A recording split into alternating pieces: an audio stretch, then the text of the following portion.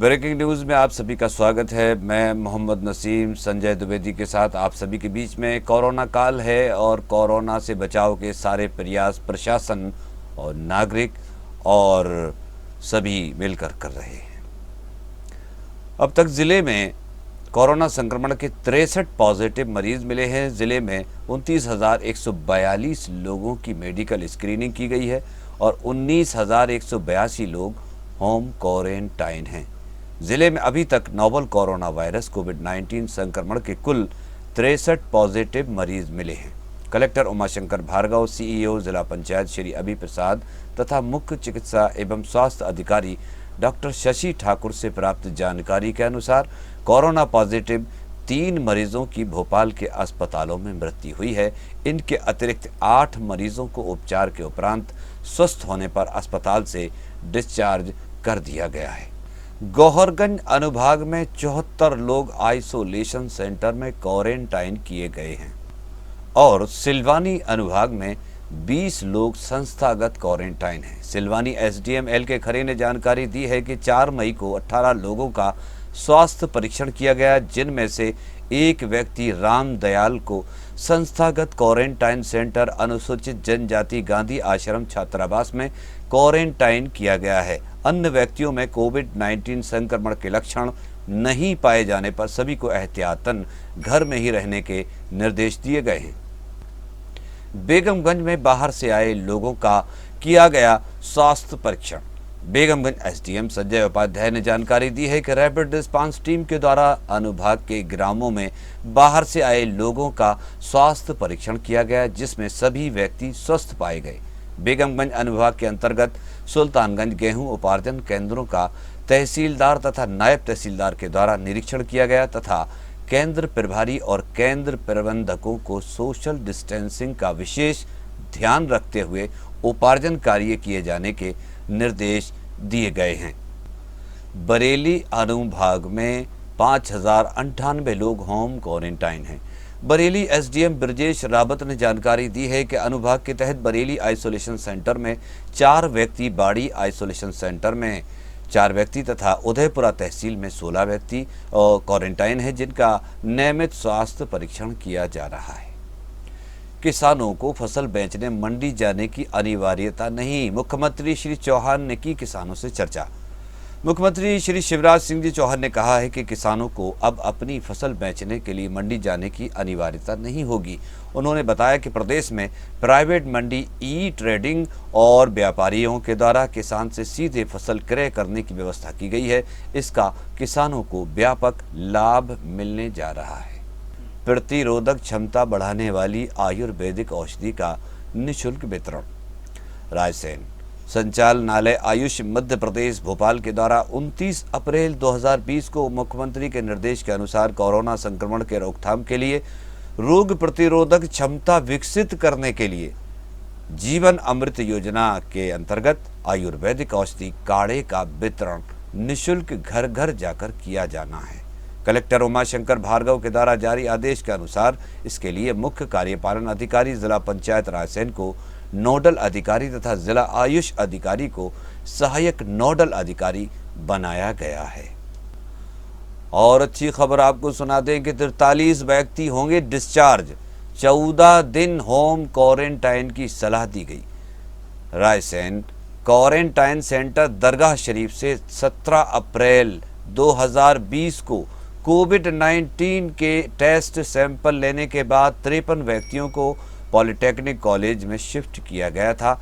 मुख्य चिकित्सा एवं स्वास्थ्य अधिकारी के द्वारा प्राप्त जानकारी के अनुसार जिनमें से 28 व्यक्तियों को भूतल पर एक और तथा 14 व्यक्तियों को भूतल पर दूसरी ओर एवं 11 व्यक्तियों को प्रथम तल पर अलग अलग रखा गया था। इन सबको हालों में रखते समय अपेक्षित दूरी एवं अन्य सभी आवश्यक निर्देश भी दिए गए थे। साथ ही इनमें से 42 व्यक्तियों की रिपोर्ट नेगेटिव आई है।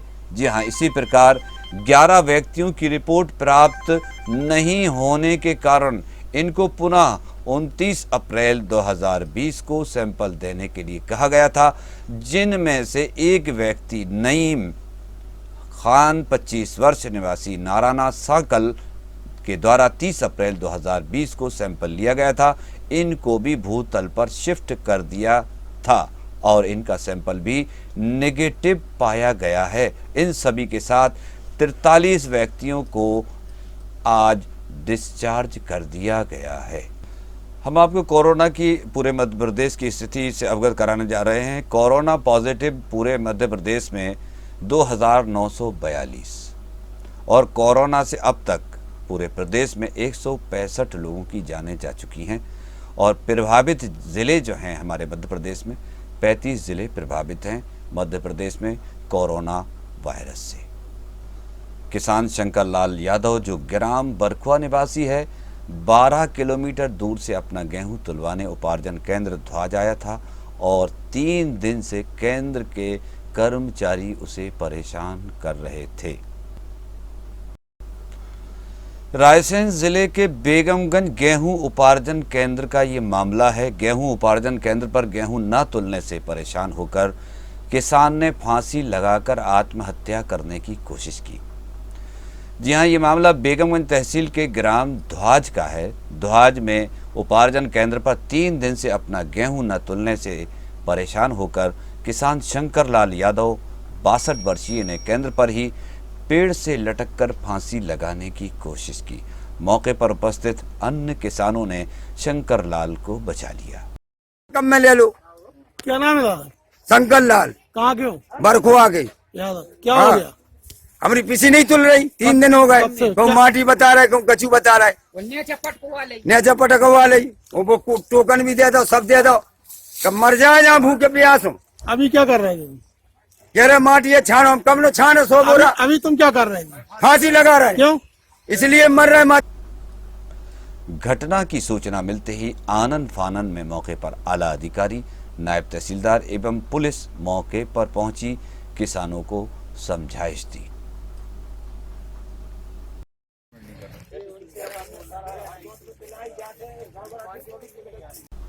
केंद्र प्रभारी का कहना है कि किसान की उपज में अधिक मिट्टी है, इसलिए इसे पंचनामा बनाकर रिजेक्ट किया गया है।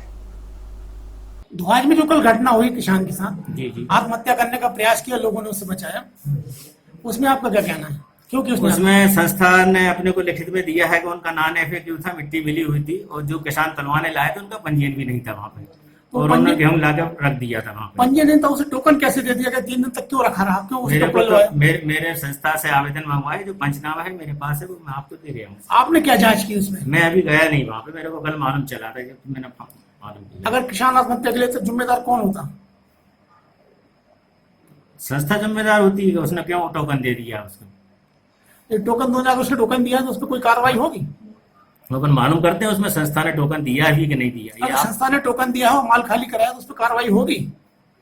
देखते हैं सर, उसको जांच करते हैं भैया। कितने दिन में जांच पूरी हो जाएगी? 1 हफ्ते में। अभी मैं 2-3 दिन में जांच कर लूंगा। 3-3, 4-4 दिन से किसान पड़े हैं, माल नहीं चल रहा है, भूखे प्यासे, कोई व्यवस्था नहीं है, इसमें आपने क्या कार्रवाई की आज तक? 4-4 दिन तो नहीं लग रहे हैं, मैसेज कभी कभी ज्यादा हो जाते हैं, इस वजह से नहीं तुल पाता है। उसके लिए एक फिक्स भी रखा है दिन के, संडे के रोज मैसेज नहीं। जबकि ये गेहूं उपार्जन 3 दिन पहले केंद्र पर आ चुका था और उसे ट्राली में चेक करके टोकन भी जारी कर दिया गया था। इसके बाद नीचे जमीन पर ढेर लगवाया, फिर तुलवाने से मना किया गया। वहीं सहायक आपूर्ति खाद्य विभाग GS रघुवंशी का कहना है कि किसान का गेहूं अधिक मिट्टी के कारण पंचनामा बनाकर निरस्त कर दिया गया है और मैंने पंचनामा में देखा है। इसके बाद मैं इसकी जांच कर रहा हूं। जांच करने के बाद भी आगे कार्रवाई निश्चित की जाएगी। लॉकडाउन है और लॉकडाउन में सोशल डिस्टेंसिंग की आवश्यकता है और मार्केट और दुकान खुल रही हैं और इन दुकानों पर सोशल डिस्टेंसिंग के लिए पर्याप्त जगह की भी आवश्यकता है। इसलिए नगर बेगमगंज में आवश्यकता पड़ी अतिक्रमण हटाने की और प्रशासन ने ये कार्रवाई आज कर डाली।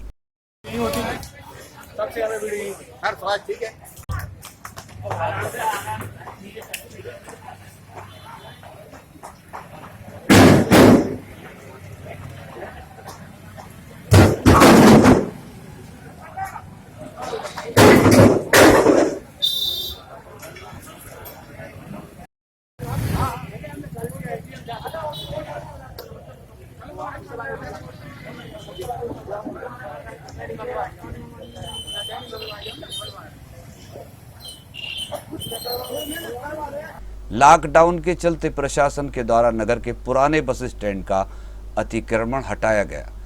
नगर का मुख्य सागर भोपाल स्टेट हाईवे मार्ग दोनों ओर के व्यापारियों ने अपना कारोबार सड़क किनारे तक फैला रखा है, जिस कारण प्रतिदिन जाम तो लगते ही हैं, साथ ही आवागमन में लोगों को भारी असुविधा का सामना करना पड़ता है। प्रशासनिक अफसरों ने अतिक्रमण मुहिम चलाकर लोगों का अतिक्रमण हटाया और जो भी सामान मौके पर मिला उसको जब्त कर लिया गया। सभी दुकानदारों को एसडीएम महोदय के द्वारा हिदायत दी गई कि जो भी ग्राहक आते जाते हैं उन्हें सोशल डिस्टेंसिंग का पालन करने के लिए ज़रूर कहें और ये आवश्यक रूप से करना चाहिए, करना पड़ेगा और भीड़ ना लगाएं। क्यों पड़ी ज़रूरत अतिक्रमण हटाने की? नगर बेगमगंज के पुलिस चौकी के आसपास या नगर बेगमगंज के हाट बाजार की, बता रहे हैं नगर पालिका सीएमओ श्री भैयालाल सिंह जी।